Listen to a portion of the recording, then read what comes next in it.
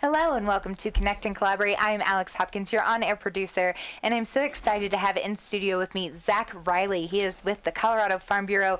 Specifically, you are the Director of Public Policy and National Affairs Coordinator. That is your official title. Yes, it's a mouthful. I wish I could come up with a weird acronym that would capture all of that. Oh, that'd be but it so would look fun. terrible. Yeah. It should start off with PP. Exactly. Of course it should. Absolutely. Yes. Yes. So, Zach, how long have you been with Colorado Farm Bureau? Actually going on a year and a half with Colorado Farm Bureau, but I've actually been with the Farm Bureau in total a little over 5 years now. This is my second state working for the Farm Bureau, and it was just a natural and easy progression to move a little further north from good old New Mexico. There you go. Okay. So you started your career in New Mexico, or I guess I should ask why the Colorado, or why the Farm Bureau in general? Sure. So I was born and raised ranching family. Okay. My dad is, I believe, the third or fourth generation rancher on our family ranch, where we've run cattle for a number of years and homesteaded and ran a post office and the works. And so it became more than apparently obvious early on that I was a big fan of climate control. And so ranching wasn't really my forte. Still love it, care deeply about it, still go home and work as often as I can, but Farm Bureau was just, it was so natural and easy. I started with the cattle growers, actually, because that was very close to home, and then Farm Bureau just came along because it offered that opportunity to really expand upon what I was already doing and really get into not just cows per se, but land, water, natural resources, everything related to agriculture, and plus row cropping. I mean, I grew up driving a plow too, so I learned my lesson a long time ago. So yeah, love the Farm Bureau, love what it stands for, love that we represent 28,000 members, and I'm sorry, 24,000 members statewide, and these are families, these are people, all of which eat and grow food. And so what? You're telling me people eat? I know, random, right? That's I don't know crazy. why we need that, but it's like the old silly saying goes, you need a doctor or a lawyer at least once in your life, but you need a farmer 3 times a day. Yeah. I mean, unless you're one of those people that can do without breakfast. I don't understand those people, but oh, I'm one of those people. Oh no. I know. And then I'm starving by the time lunchtime comes Yes. around, so I have lunch at like 10:30. Solid struggle. Yeah, exactly. Every day. I do it to myself. I'm like, why don't I just eat a sandwich on the way to work? It's fine. Yeah. Anything can help. I'm with you. So, I mean, Farm Bureau was just so natural and perfect fit. Love the people, love the culture that I work for, and people that are really proud and they care a lot about where they live and what they do, and there's such a sense of ownership there, and so we protect that. Yeah. We want to protect that. Well, the nice thing about your background, right, is that you see what the farmers struggle with and ranchers struggle with. Yes. You saw it firsthand growing up, and as you mentioned, you still go back to the family farm occasionally, and you're able to do that. So it's nice that you have that, but then also I assume your education is a little bit here in public policy and other government affairs. Oh yes, I minored in political science. Still didn't know what I wanted to do at that age, but most people don't. it was so interesting. I was like, I love history and I love the policy side of things, and so political science was just a perfect fit. And then graduated and worked for a congressman, and really got my feet wet big time. I would imagine, yeah. Yeah. So it was just perfect. I love where I'm at and love what I'm doing. Everybody goes, "Why did you leave New Mexico?" And I said, "Because I wanted to go where the water began." Oh, So. I like that. I like that. We do give our water away to a lot of people. I wanted to understand why anybody would do that. Oh, Yeah. you care about the rest of the world? What? Again, that concept is That whole to lose concept. people. This day and age, particularly. Yeah. So let me ask you specifically about Colorado Farm Bureau and I guess a little bit of their history. Obviously, you found it compatible with yourself and your alignments and what you wanted to accomplish. But let's talk a little bit about Colorado Farm Bureau itself.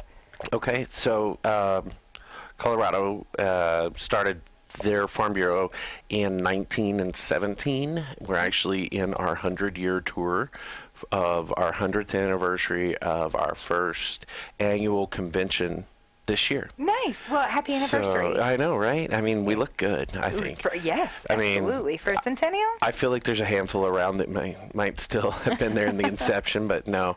It's got a long-standing history. It's one of the oldest ag organizations in the state. It is one of the oldest ag organizations in the U.S. I mean, Farm Bureau in its entirety, the American Farm Bureau, started in 1917 in New York, upstate New York. Yeah. So Colorado Farm Bureau has been around forever. It's an incredibly diverse group of people. I mean, we have the San Luis Valley microclimate growers, I call them, the potato farmers, and then you have the Palisade peach growers that grow everything under the sun that's pitted fruit-wise. And then you come over here and you have buffalo ranchers and soybean growers, and you name it. Colorado is so incredibly diverse. Then you have, the big growers, that have thousands of acres, and you have the little growers that have 10 acres of kale or whatever it may be. And the diversity there is just amazing. And so Farm Bureau has fought for everything from water protection to water quality standard to animal treatment, preserving animal agriculture, to private property rights. I mean, what is the one most inherent right and the crux of all things American dream? And that's that little right to own property. And so that is, I would say, one of our biggest core founding principles is private property. Really? So Yeah. I'm very proud of that fact. So. Well, we're going to go ahead and reveal why you're here. That is to talk about Amendment 74. And you guys are definitely an advocate for yes on 74. Yes. Do you mind giving us just a brief layman's terms overview of what Amendment 74 is for us? All right. So the high points are Amendment 74 is private property.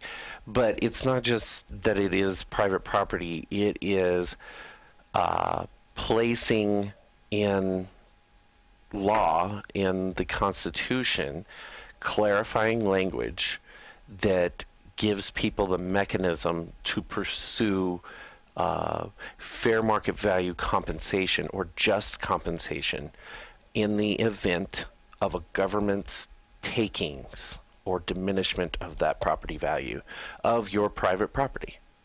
And it doesn't really matter what, but it's specific to government.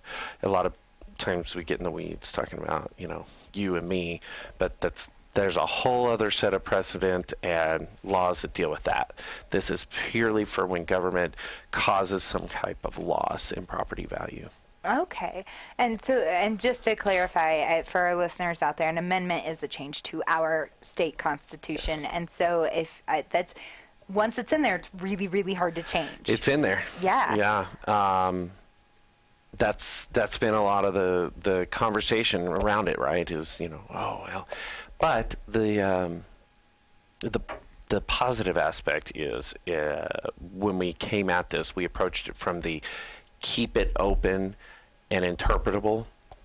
Okay. So that it will still be up to how a court decides or how something plays out in, say, the legislature or however. I mean, thank God for 3 branches of government, right? And so it will get there, but we kept it open, and I don't want to use the word, but I'm going to use the word vague enough You know, you don't want to put too many details in the Constitution because that becomes limiting and makes it that much harder to interpret down the road. And like you said, take something out if we're wrong down the road kind of thing. This keeps it open and interpretable and causes due process to be sought in the whole grand scheme of things for folks. Wonderful. What now, were you guys, did you write this, or are you just proponents for? I would say we're participants. Okay. I'm not the best author. I'm more of an illustrator. I can draw a picture, but Farm Bureau was a participant in the initial authoring of, but it was a collaborative effort. Okay. And then, of course, much more brilliant legal minds and a bunch of farmers.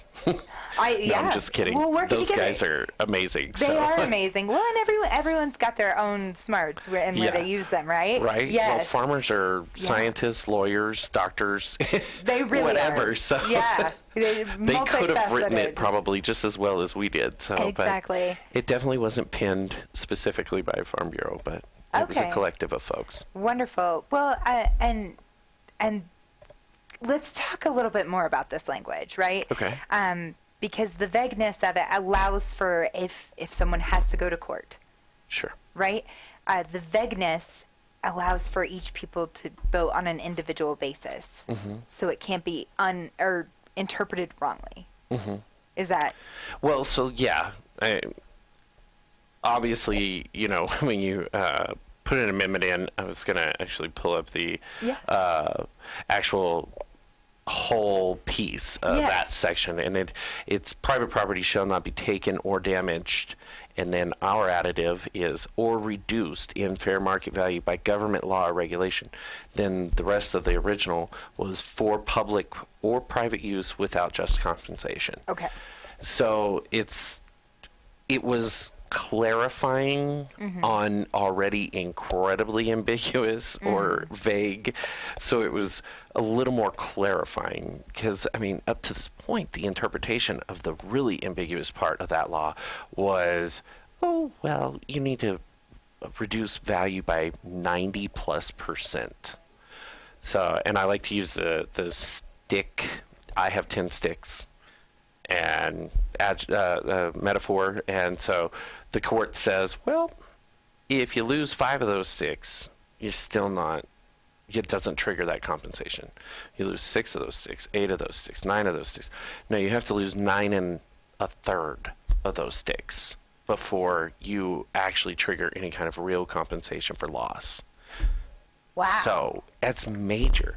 When you're talking, I have to lose over 90% of the value of my homestead before I could pick up any kind of compensation.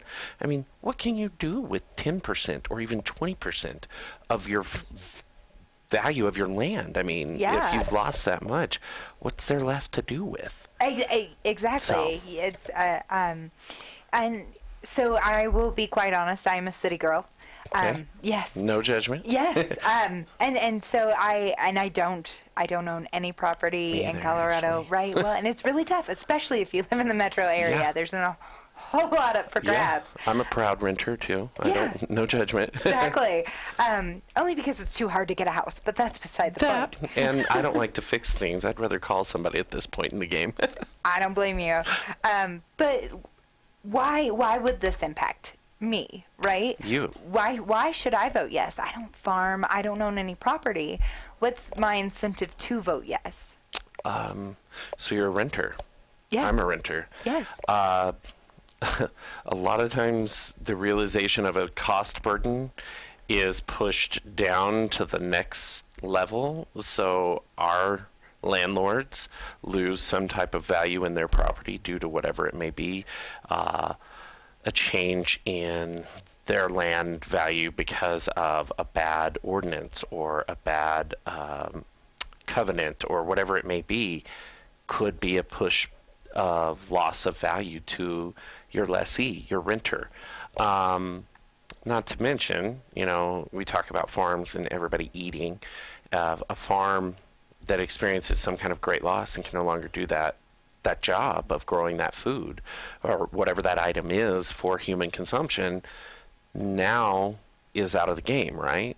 So now your supply still or your demand still exists, but your supply is diminished. So therefore, the price of the goods that are left goes up. So it's all kind of that transverse effect, right? It pushes out secondarily from the core of the problem, and that is loss in ability to produce something. Gotcha. So those are stretches of kind of connectivity. But, Right. But I mean, everybody it's likes true. cheap food. Yeah. We don't like paying big prices for food. And really, we enjoy one of the cheapest food sources in the entire world. So keeping it that way is a big priority for us in this whole process. Yeah. So talk a little bit about why this was necessary, right? We know that the 90% is what's on the books right now. Sure. So what triggered this, or has this been something that you guys have been working on for a while and it's finally been able to be on a ballot? I mean, I'd like to say we're planners over at the Farm Bureau. It's been there for a while. The problem has been in existence for a while, and it's been what do we do? What's our solution? How do we get there? Do we have the votes? Do we have the language? Do we understand the interworkings and the details of how this is all going to play out? And, of course, everybody's come at from, well, it's just a lawsuit game, and you're just setting up more litigation to become available. And it's just, no, that's really not the plan. If anything, I wouldn't say farmers and ranchers are litigious folks. So really, I think the impetus or the catalyst was just Animas Valley Sand Gravel versus La Plata County commissioners. I don't know if you've heard this story. I have not. It's just amazing to me, because I'm just like, why did this happen? I wish we had more time. Yeah. No. So basically, we had Animas Valley had purchased a large chunk of property with the intent to make a sand and gravel pit. Okay. They already had contracts in place. Things were ready to rock and roll, which that'll play into the greater 74 story later. But they had it all in place. The gravel pit was 10 acres of 700 surrounding acres. They were starting things, and suddenly commission gets wind of it. One commissioner runs to the commission. They throw in a zoning change, disallows for gravel pits to be constructed in that area. I mean, what do you do now? Yeah. You've purchased 700 acres. You are only going to use 10? Yeah. I mean, but the whole profitability of that 700 acres was contingent upon that 10 acres. Exactly. So the court, reasonably said, well, that's nowhere near 100%. Sorry. Yeah. And so nothing, the justice's opinion was what we're looking at is totally wrong, and that incremental takings didn't exceed 100%. So we don't really agree. And then they finally came back later and thankfully paid out, or at least settled on the whole thing a little bit. But still. Huge loss. Huge loss in opportunity. Our roads are bad. We need these type of resources available. And then when a county just suddenly out of nowhere decides no, well, there was an economic driver lost, a jobs opportunity lost, huge tax incentive baseline push, lost. And then not to mention that property owner is now, okay, what do I do with my 700 acres? Yeah. You can't exactly run a thriving cow herd on 700 acres of gravel, essentially. Yeah. Grass doesn't really grow over gravel that well. Yeah, it's not as though, and that should be mentioned, right? The land, it's not as though it was ready to go for some other purpose too, just in case. Exactly. It was solely intended for that. So that was the catalyst or the impetus for this to start. And then obviously it branched into more takings events, where just like that type of instance, zoning changed and somebody wasn't able to do something. Changes to specific property classifications changed, and people couldn't expand on their existing business or operation, or, there's just a lot there that this will hopefully kind of clarify. Okay. That, hey, county government, state government, whoever, if you're going to change this, you're going to have to make up for it. Yeah. In some way. And of course, government hates it. Weird. All things government hate it. I'm like, wow, shocker, right? Well, I wanted to ask, what kind of opposition are you seeing on this? Sure. What kind of arguments are you getting? Oh, gosh. It's been kind of... it's funny. It groups... not to mention any names, but Conservation Colorado has said that this is a legal game. This is going to open us up for lawsuits, and I'm thinking, don't you already love that? Yeah, isn't that kind of how you do your game? You sue. So I mean, that's terrible. I kid, but in jest. Municipal groups. Mm-hmm. They hate it. It's they're coming back and they're saying, "Oh no, this is terrible. You're just going to prevent the county or the city from being able to do whatever they need to do." And it's no. I mean, those mechanisms are already in place, and those are safeguarded. Right. This is solely to say, if you pull a fast one, right. This is how the court should actually interpret the law, so that you make whole, or at least in some part compensate a person who lost out because of that fast one kind of thing. And I mean, the opposition is all very much the same, and the argument's all solely based on you're reducing the power or authority of the government in some way, and that's absolutely the case, but not entirely. Well, and it's not always a bad thing. Right? We're from the government. We're here to help. Reach. Yeah, exactly. So what does the future for farming look like if we get this passed? Yeah. I would say future for farming in general, on a nationwide scale, bleak at best. But every time we get something like this put into place, and we can reduce red tape in other areas, and you can combine all these forces and, reduce costs of input and safeguard that private property for a little while longer, I think it really gives a positive outlook for farming. Now, if we can only bring prices up of commodities, but I mean, for my next trick, we'll talk about something. No, I'm not a magician, but we believe in this because we believe that it safeguards that future. Yes. Not every kid's going to want to go get a degree and leave the family farming operation and go to work in the city. I can't say that it is the most redeeming part of my day, waking up and getting into traffic. And I know that there are so many kids just like I was 10 years ago, 15 years ago. Oh, gosh, I'm dating myself. That woke up and said, you know what, I love driving behind a tractor on my way to my office, the field, and I'm going to get on a horse, I'm going to saddle up, and I'm going to, ride out and into the sunset and chase cows all day. Whatever it is, those kids are the ones that we're looking for here, and we're trying to safeguard that future for them too. And we're trying to safeguard that fair, cheap, and safe, affordable food source that we enjoy in this country. We are so spoiled.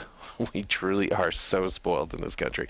And making available that through protecting property in some more larger capacity on the books of the legal world is really what we're interested in doing. We're trying to safeguard that for the future too. Well, wonderful. Where can I find more information about Amendment 74 and about the Colorado Farm Bureau? Oh, certainly. We have a brand new website that we're very proud of. So exciting stuff. ColoradoFarmBureau.org. Super complicated title there, but yes. The web page is pretty simple. I think you still get to put in www if you insist, if you're from that gen, which I am. I'm a 90s guy. Yeah. But you don't have to. Just search coloradofarmbureau.org. It's you can get all the information you're hunting for right there. Yes, and including the Amendment 74 language, and you can see it for yourself and see what that entails. Yeah. Well, thank you so much, Zach, for joining us. Thanks for having me. Yes. I love getting to sit down with you and talk about these things that are important. We do too. Yes. And bringing more information to our listeners all the time. Yes. Thank you so much. Be sure to like and subscribe our YouTube page while you're here. Check out this podcast and more at cobrt.com/radio-podcast. Have a wonderful day, Zach. Thank you. You too. Thank you.